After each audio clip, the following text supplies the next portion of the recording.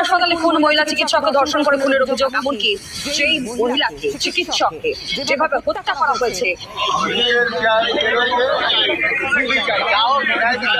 বাবা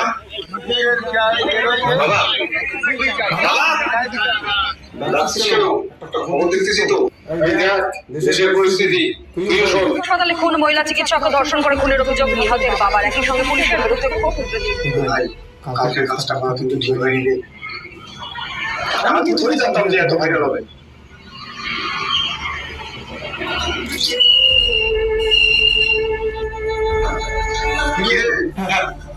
কলেজে যাবি না?